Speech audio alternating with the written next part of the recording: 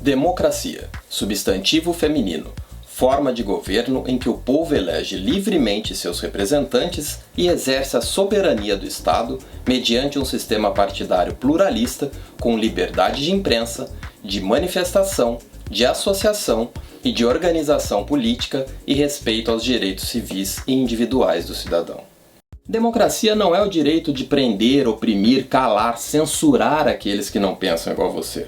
Democracia é ter liberdade de pensar, falar e agir dentro da lei, com a responsabilidade de sofrer possíveis consequências legais caso fira os direitos e deveres previstos na nossa Constituição e nos Códigos Penal e Civil. Democracia não é não poder chamar de corrupto aquele que destruiu um país por incompetência e por roubar bilhões do povo trabalhador. Pelo contrário, democracia é, mesmo que absurdo, agressivo e condenável, poder fazer um filme, por exemplo, com o presidente da República sendo morto por uma flechada durante uma motociata, ou até mesmo jogar bola com uma réplica da cabeça do chefe do executivo. E por que não dizer escrever uma coluna em um jornal desejando a morte do mesmo? É fazer tudo isso e não ser repreendido de forma arbitrária por cortes supremas ou governantes totalitários. Democracia não é tentar impedir o povo de se manifestar ou chamar esses movimentos de antidemocráticos ou fascistas. Pelo contrário, a palavra democracia vem do grego e significa poder do povo. Ou seja, a voz do povo deve ser sempre ouvida e não calada, nem por aqueles que o próprio povo elegeu e muito menos por aqueles que não foram escolhidos pela população. As plataformas, a internet, deu voz aos imbecis. Hoje, todo mundo é especialista.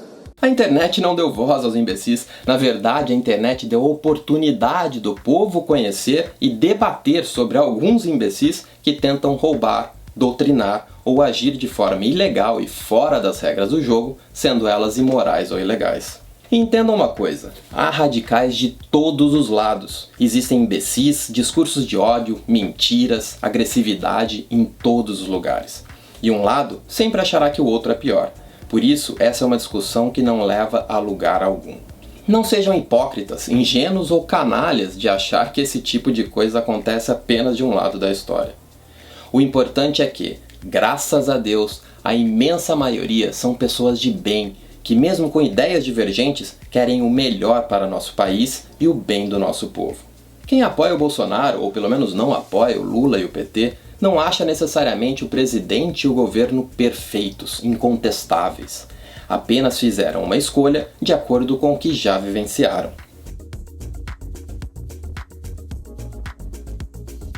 Quem não quer a volta do PT e do Lula ao poder é porque sabe que, apesar de sua administração ter parecido ser boa no início, por conta de uma economia ajeitada pelo governo anterior e principalmente pelo boom dos commodities que ocorreu no início do mandato, foi um governo desastroso, onde o país, mesmo com tudo isso, cresceu menos que todos os emergentes da América Latina, exceto Haiti, e que a conta da incompetência e roubalheira acabou chegando depois. E isso não é achismo, são dados, números, tanto que, não por acaso, o segundo mandato do Lula foi pior que o primeiro, assim como o primeiro de Dilma foi pior que o segundo de Lula, e que acabou culminando na maior recessão da história do país durante o segundo mandato de Dilma. Quem não vota no Lula é porque acha inadmissível reeleger uma pessoa e um partido que por anos roubou bilhões da população, tirando dinheiro da saúde, da educação, da segurança, infraestrutura e todos os benefícios que poderiam ser destinados à população. E mesmo que algumas pessoas insistam em questionar a Lava Jato e o juiz Sérgio Moro, Lula foi condenado em 3 instâncias, por mais de 20 juízes. Inclusive, teve sua pena aumentada em segunda instância com, abre aspas, provas sobradas contra ele. Fora todos os bilhões devolvidos por participantes do esquema. Horas, ninguém devolve um dinheiro que lhe pertence se não o pegou de algo ou alguém. E lembre-se, não foi só o Petrolão, teve o Mensalão também. A crise dos bingos, a propina dos Correios, o esquema do dossiê, das sanguessugas, fora tantos outros possíveis esquemas de corrupção, inclusive aqueles que não foram descobertos. E por fim, quem teme que o Brasil tenha o mesmo destino de países vizinhos com a volta do PT, seja pela quebra da economia, por motivos já citados antes, ou pelo surgimento de um governo totalitário, é porque sabe que através de exemplos, falas e atitudes, isso é perfeitamente possível de acontecer. E aí muitas pessoas questionam, se o PT queria tudo isso, como ficou tanto tempo no poder e não o fez? Simples. Em um país como o Brasil, é difícil mudar um regime, um sistema de governo e implementar um governo ditatorial, por exemplo. Mas não é impossível. Isso leva tempo. Eu acho que os sistemas socialistas existentes, eu acho que ainda estão num processo de aperfeiçoamento. Agora, é bem verdade que implantar um sistema socialista, sabe qual é a experiência que eu tenho? De 31 dias de cadeia, quando tentei implantar o socialismo na cela. É duro. É duro. Quem é que mora com a sogra ou com a mãe para saber o quanto é duro implantar o socialismo dentro de casa? A experiência que eu tenho é da cadeia. A gente estava preso em 13 companheiros e a gente precisava dividir responsabilidade.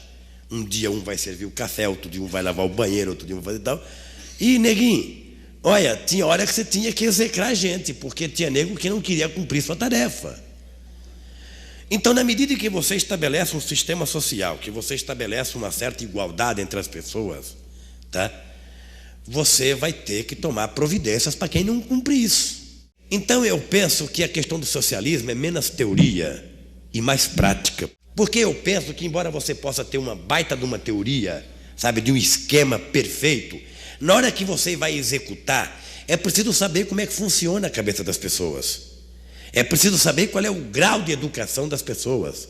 É preciso saber qual é os compromissos ideológicos daquelas pessoas. E aí é que vem os problemas. Aí é que você leva 20, 30, 40, 50 anos para implementar, sabe, um sistema. Eu queria confessar para vocês que eu não vejo nenhum modelo que pudesse servir para o Brasil. Eu acho que tampouco a modernização do chamado capitalismo, sabe, com o modelo da social-democracia sueca, é humanamente impossível ser aplicado no Brasil, por uma razão muito simples. O que acontece nos países sociais-democratas é o capitalismo elevado às suas últimas consequências. E para dar certo aquilo, é preciso que haja o terceiro mundo velho de guerra para ser explorado, para poder dar certo a social-democracia. Não dá para você pegar o regime cubano, colocar num navio, trazer para o Brasil, decreto-lei número 1, socialismo à la cubana, não dá certo.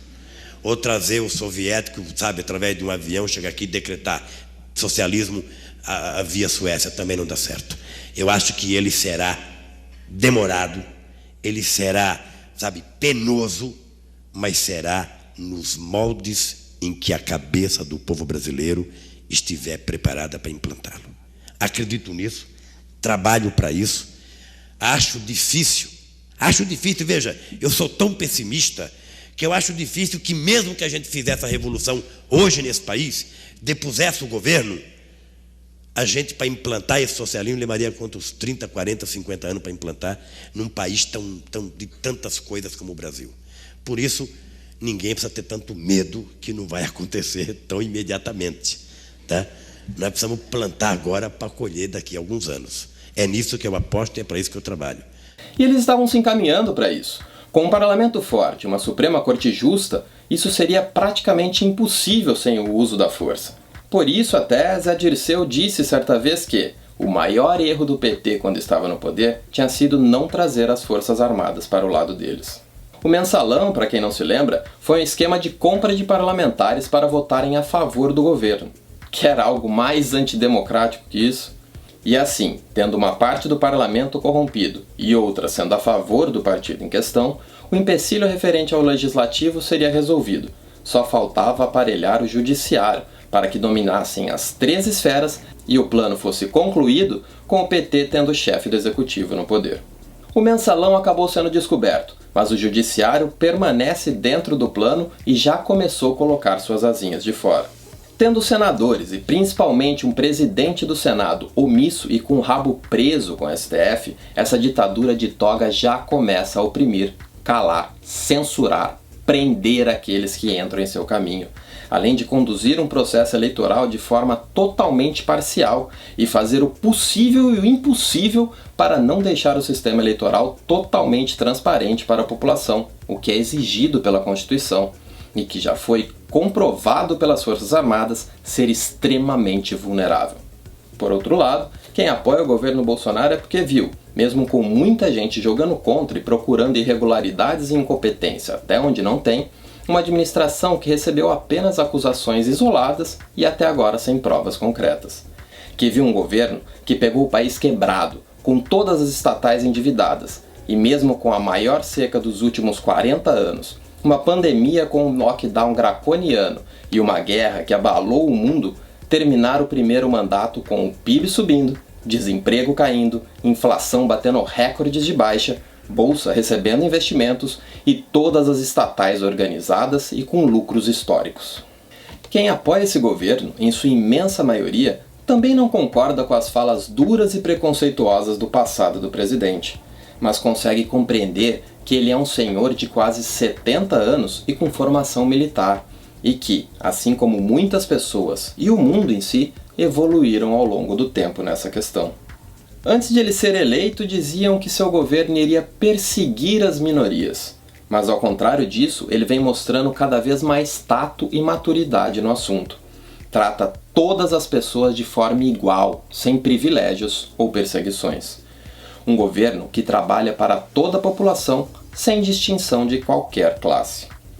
Quando os homicídios têm baixa histórica, quando se faz um marco do saneamento, da cabotagem, do gás, das startups, das agências de regulação, do câmbio, das garantias, quando se faz a desburocratização na abertura de pequenas empresas, reduz impostos federais de centenas de produtos, faz o maior programa de privatização da história, a extinção de quase 30 mil cargos públicos, a reforma da Previdência, fora o PIX, apreensão recorde de entorpecentes, lei da liberdade econômica, digitalização de serviços, venda de imóveis da União, combate à fraude previdenciária, reforma agrária com a entrega de mais de 400 mil títulos de posse, o que é mais do que todos os governos do PT juntos.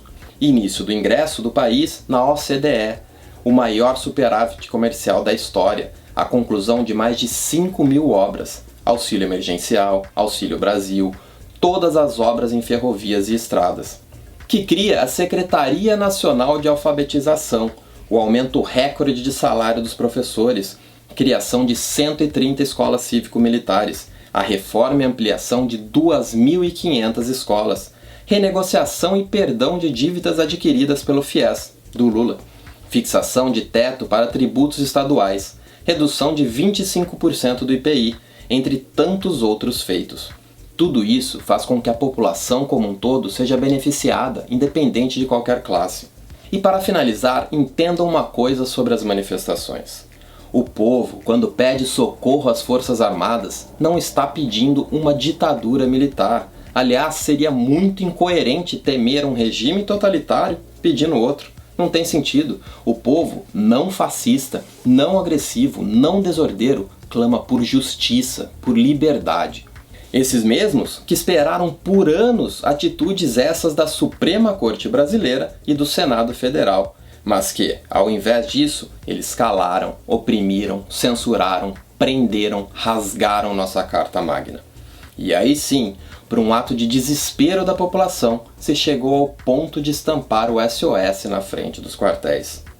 Até porque esse povo, que não é antidemocrático e muito menos fascista, acredita e confia nas polícias e naqueles que são responsáveis pela segurança do nosso país. Esse povo cansou de ver um bang-bang às avessas, onde os bandidos são heróis e as autoridades os vilões. Nós somos a pátria guarda, fiéis somos.